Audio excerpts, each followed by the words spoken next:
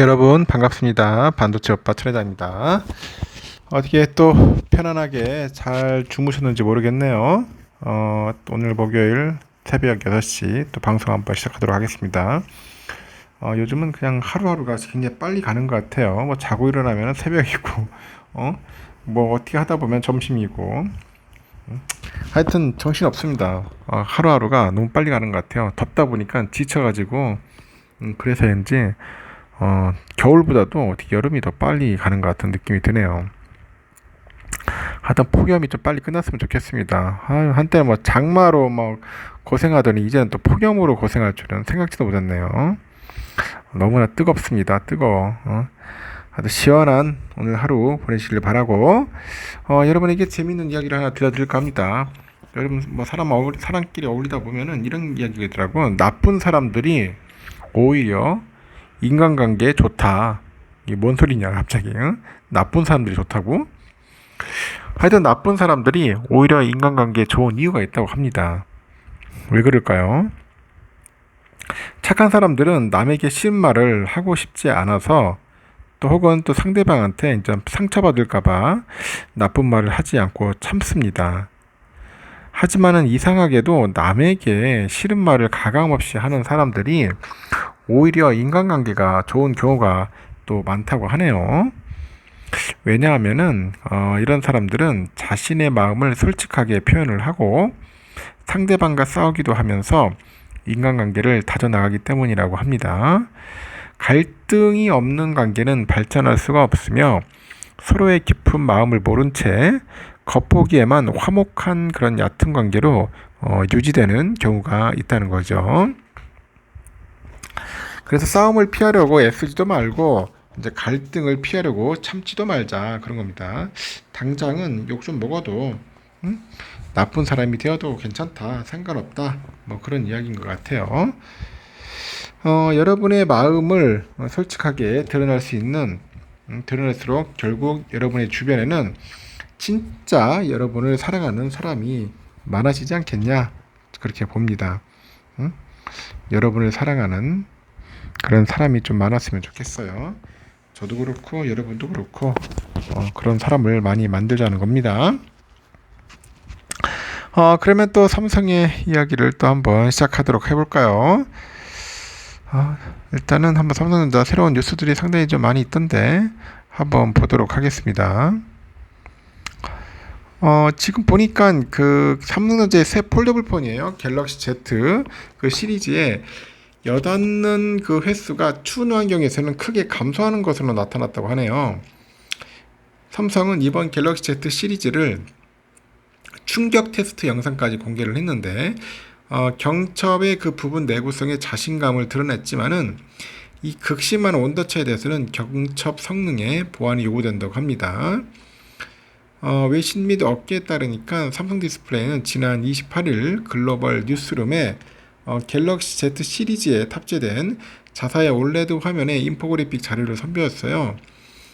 특히 삼성 디스플레이는 이번 Z 시리즈부터 적용된 플렉스 힌지라죠. 플렉스 힌지를 설명하면서 온도에 따라 달라지는 여닫는 횟수도 설명을 하는 거죠.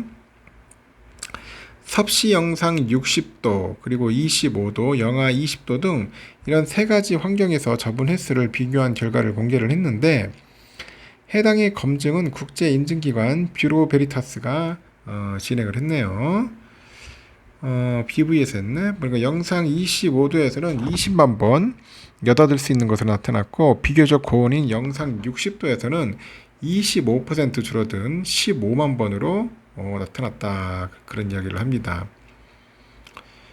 추위에서는 내구성이 크게 떨어지는 것으로 나타났어요. 영하 20도에서 갤럭시 Z 시리즈를 여닫을 수 있는 횟수는 3만 번이더라고요. 이는 2년 사용 기준 하루 41번, 41번, 3년 기준 하루 약 27번, 하루에도 수십 번씩 그 스마트폰을 확인하는 일반적인 스마트폰 사용 습관을 고려하면 사용에 지장이 생길 수준이겠죠. 반면에 이번에 갤럭시 Z 시리즈는 외부 충격에도 강한 내구성을 보이는 것으로 알려졌는데, 온도 변화에는 보완이 필요하지만 물리적 충격에는 강점을 갖고 있답니다. 강점. 삼성은 지난 26일이죠. 집행된 그 언팩 직후 경첩 부분의 내구성 테스트 영상을 공개를 합니다. 이 해당 영상은 경첩 부분이 노출되도록 폰을 접은 채 세탁기처럼 회전하는 직사각형 통 안에 넣고 회전하는 영상이에요. 영상 안에서 폰은 반복적으로 낙하하면서 경첩 부분에 충격을 받는데 영상 속 폰은 원형을 그대로 유지를 하고 있더라 그런 거죠. 이처럼 삼성은 이번 출시된 갤럭시 Z 시리즈의 경첩의 물리적인 내구성을 과시하고 나섰어요. 폴더블펜의 특성상 생명과도 같은 중요한 부분이죠.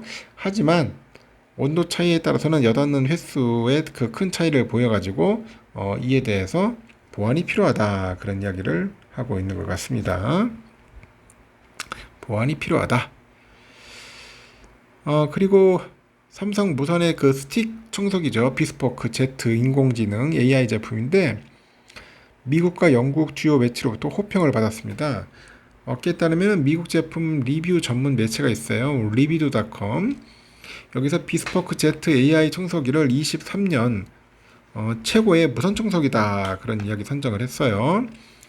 최대 280W 흡입력을 구현하는 비스포크 ZA의 강력한 모터와 대용량 배터리를 강점으로 뽑았는데 또 먼지를 자동으로 비워주는 청정 스테이션 플러스 기능을 갖춰가지고 소비자 친화적인 제품으로 평가를 받아요. 리뷰도.com은 지난해 출시한 비스포크 Z도 23년 최고의 무선 청소기 중 4위로 선정을 했고 영국의 정보기술 전문 매체인 그 테크레이더는 비스포크 Z AI 사용 후에 가벼운 무게랑 최장 청소 시간이 100분인 점을 호평을 합니다. 스스로 제품 상태를 점검하고 스마트 싱크로 편리하게 결과를 알려주는 스마트 자가 진단을 차별화된 기능으로 이제 꼽아요.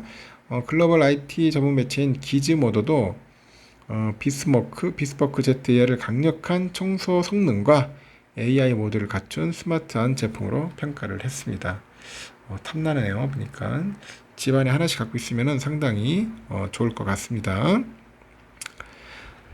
애플이 내년 초에는 그 혼합 현실 그 헤드셋 출시를 앞두고요. 확장 현실 XR이라고 해요. 보통 우리가 확장 현실 생태계 저변 확대를 위해서 엔비디아를 비롯해가지고 미국의 빅테크 기업들과 손을 잡아요. 그래서 XR 기술의 그 표준화 등을 목표로 둔 동맹을 맺으면서 XR 분야에서 애플이 뭔가 한 발 앞서 나가는 모양새인데 이에 맞서가지고 삼성도 LG전자도 글로벌 파트너사와의 그 협력을 통해서 XR 사업을 추진을 하고 있는 겁니다. 애플은 엔비디아하고 픽사, 어도비, 그 오토데스크 등 리눅스 재단의 JDF가 주관하는 Alliance for Open Universal Scene Description 이거를 체결하기로 했습니다. AOUSD예요. 이게 Alliance. 그래서 AOUSD는 그 픽사의 3차원 그런 영상 제작 도구 플랫폼 Universal Scene Description USD의 역량을 발전시켜서 증강현실 컨텐츠의 표준을 제시하는 목표를 뒀다고 하는데 이 3D 컨텐츠가 적용되는 VR하고 AR, MR, XR 기준의 표준화 그리고 상호 운용성 등을 정립을 해요. 개발자나 일반 소비자가 3D 컨텐츠에서 더 쉽게 접근할 수 있도록 하는 기준과 그런 기술을 협력을 통해서 선점하겠다는 겁니다. 지난 6월 첫 그 MR 헤드셋 비전 프로를 공개한 애플은 내년 초에 첫 그 비전 프로의 공식 출시를 앞두고 있는데 마이크 로겔 그 애플 비전의 제품 그룹 그 담당은 오픈USD는 예술 창작부터 컨텐츠 제작까지 다방면에 걸쳐서 차세대 AR 경험을 가속해요. 계속해서 활용 범위를 넓혀가고 있고 하여튼 그 공간 컴퓨팅 애플리케이션을 생산하는 데 도움을 줄 거라고 합니다. 그리고 이 기술의 성장을 도모해서 해당 기술이 업계에서 활용되는 그런 표준으로 자리 잡기를 고대한다고 합니다. 이렇게 XR 하드웨어하고 소프트웨어 개발을 마친 애플이 그 표준화에 속도를 내고 있는데 아직 국내 기업 중에서는 XR 관련 가시적인 성과가 없어요. 삼성도 LG전자도 그 글로벌 파트너사와의 협력에 방점을 찍고 현재 사업화를 추진하는 단계고요. 삼성은 올해 초에 구글과 퀄컴과의 XR 동맹을 선언했는데 하드웨어는 삼성이, 소프트웨어는 구글, 그리고 칩셋하고 플랫폼은 퀄컴이 만든 등 각자의 전문 역량을 결합한 엑셀 생태계를 제시하겠다는 전략이에요. 구글이 개발자 행사에서 연내 추가 발표가 있을 거라고 밝힌 바 있고요. 하지만 연내 XR 관련 추가 공개나 발표가 있을지는 미지수입니다. 노태문 사장도 최근에 간담회에서 올해 초에 발표한 XR 비전처럼 구글하고 퀄컴과 협력을 해서 당초 계획대로 차질 없이 진행되고 있다. 어느 정도 완성도가 확보되는 시점에 정식으로 소개할 계획이라고 밝혔어요. 삼성은 최근에 디바이스 그 경험의 부분 산하에 신기술하고 새로운 폼팩터를 중점 개발하는 미래기술 사무국을 신설한 만큼 XR 디바이스 개발에도 속도가 붙을 거라고 합니다. 이렇게 미래 육성 사업으로 메타버스를 언급한 LG전자도 글로벌 협력을 모색하는데 이 디바이스가 아니더라도 플랫폼과 컨텐츠 등 영역에서 생태계에 동참할 수 있는 전략을 이제 검토하는 거죠. 그래서 최근에 이제 보니까 메타버스의 성공 요소는 플랫폼과 컨텐츠 디바이스 세 가지라고 합니다.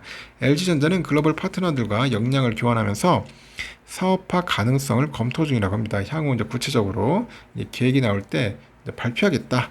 이제 그렇게 이제 밝히기도 했죠. 그랬으니까 한번 잘 챙겨 보셔야 할 것 같아요. 보니까. 그리고 또 삼성전자 주가에 대해서 한번 잠시 이야기를 또 해보겠네요. 이른바 현재 그 반도체 한파에 올해 상반기 사상 최악의 성적표를 받은 우리 삼성이 실적 개선에 속도를 내고 있습니다. 내고 있는데 하반기 감산 규모를 확대해서 조직 개편을 통해 가지고 이 반도체 사업을 영위하는 그 DX 이쪽 부문의 직속에 미래기술사무국을 신설하는 등 실적 개선에 현재 사활을 거는 분위기예요. 증권업계 등에서도 삼성이 3분기 반도체 사업 적자 규모를 줄이고 있는데 디스플레이 성수기 효과와 갤럭시 폴더블 스마트폰 신제품 출시 등으로 해서 3조 원 안팎의 영업이익을 기록할 것으로 전망이 되고요. 제기에 따르면 삼성은 전날 조직 개편을 단행해서 DX 부문의 직속으로 미래기술 사무국을 신설했죠. 미래기술 사무국 초대 국장은 김강태 삼성 리서치 그 기술전략 팀장이 맡아요. 미래기술 사무국은 DX 부분의 컨트롤 타워로 이제 기능하는데 그간의 기술과 인재의 중요성을 강조해온 이재용 회장의 의중이 반영된 것으로 현재 분석이 됩니다. 뭐 이런 건 신경을 쓰는 것 같은데 좀 주가에 좀 신경 좀 써야 하는데 이재용 회장이 요즘 뭐 하는지 모르겠어. 하여튼 이재용 회장은 지난해 10월 사장단 오찬 간담회에서 창업 이래 가장 그 중시한 가치가 인재와 기술이다 강조를 했습니다. 인재와 기술이다. 나는 주주와 주가 아니야? 주가도 좀 신경을 좀 써야지 강조를 해야 하는데 지금 주가가 개차반이라서 진짜 좀 깝깝합니다. 오죽했으면 이재용이 다시 깜빵 집어넣어야 한다는 소리 나오죠. 옛날에 깜빵 있을 때가 오히려 주가 좋지 않았냐 뭐 그런 이야기도 나오는 거 보면 좀 뭔가 깨달음이 있어야 할 텐데 참 깝깝합니다. 그 밑에 참모들도 그렇고 요즘 보면은 좀 마음에 안 드네요. 제가 보니까 이런 걸 보면은 너무 무관심한 것 같아. 일단은 뭐 기업 당연히 이제 뭐 인재도 중요하고 기술도 중요하겠지만은 어떻게든지 좀 주가를 살릴 수 있도록 노력을 해야지. 너무 무관심한 것 같습니다. 같은 해 6월 그 유럽 출장 기록길에서 아무리 생각해봐도 첫 번째도 기술이고 두 번째도 기술이고 뭐 세 번째도 기술이고 뭐 그렇게 언급을 했다는데 아직까지는 뭐 달라진 건 없고 삼성은 또한 그 SR 직속의 그 이머징 테크팀을 이제 비롯해서 주요 사업부 직속으로 이머징 그 테크 그룹을 각각 신설해요. 미래 기술을 발굴합니다. 영상 디스플레이 그 사업부의 경우에 프로젝트하고 로봇을 결합해가지고 무버블 프로젝트 이런 사업화와 관련된 전담 조직을 운영합니다.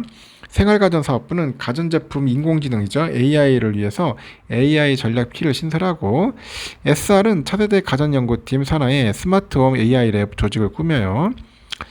재기 안팎에서는 삼성전자가 미래기술을 중심으로 해서 주요 사업부에 대한 대대적인 수술에 나섰다는 평가도 있습니다.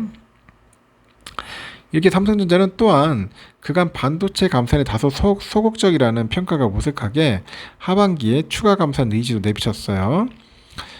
김재준 사업부사장도 지난달 27일 진행된 2분기 경영 설명회에서 메모리 반도체 감산에 대해서 하반기에도 생산 하향 조정을 지속할 계획이라고 합니다. 또한 디램과 낸드 모두 제품별 선별적인 추가 생산 조정을 진행 중인데 특히 낸드 위주로 생산 하향 조정폭을 크게 적용할 거라고 하네요. 그래서 하반기에는 감산 기조를 넘어서 감산 규모 확대를 꾀한다는 거죠. 증권업계에서도 삼성이 올해 3분기 디스플레이 사업의 성수기 효과, 갤럭시 폴더블 스마트폰 신제품 출시 등으로 인해 가지고 실적 개선에 속도를 낼 것 같아요. 디스플레이가 많이 팔리겠죠. 그래서 성수기 효과가 있지 않겠냐 그런 것 같은데 IBK 투자증권에서 보고서 보면은 삼성의 그 전 사업부 매출액이 2분기보다 증가할 거로 예상한다고 하죠. 그 계절성에 따른 디스플레이 사업부가 가장 큰 폭으로 이제 개선되고요. MX 매출액은 10% 증가할 거고요. 그래서 28일 보고서에 보니까 디스플레이 성수기 효과하고 이 폴더블 신제품, 이 폴더블 신모델 출시에 따른 MX 수익성 개선에 힘입어서 삼성의 3분기 매출액은 63조 한 4,500억, 영업이익은 2조 한 8천억 정도로 예상이 됩니다. 그리고 FN가에 따르니까 삼성이 3분기 연결 기준 영업이익 컨센은 2조 한 9,300억 정도 되는 것 같아요. 실제 삼성이 출시한 폴더블 스마트폰 신제품인 갤럭시 Z 플립 5, 폴드 5에 대한 시장 반응은 긍정적입니다. 삼성이 1일 자정 0시부터 새벽 1시 40분까지 삼성닷컴에서 Z 플립 5랑 폴드 5 사전 판매 라이브 방송을 진행했는데 이 폴더블 스마트폰 역대 최대 판매 신기록을 달성한 것으로 나타났어요. 올해는 라이브 방송에 Z 플립 5랑 폴드 5 판매량을 집계해 보니까 지난해 라이브 방송에 갤럭시 Z 플립 4랑 폴드 4 판매량보다 한 1.9배 정도 높았다. 뭐 그런 이야기를 하는 것 같습니다. 하여튼 뭐 잘 팔렸으면 좋겠어요. 잘 팔려가지고 좋은 실적 냈으면 좋겠습니다. 삼성의 이야기는 여기까지 하겠습니다. 여러분 수고하셨고요. 오늘도 좋은 하루 보내시기 바라요.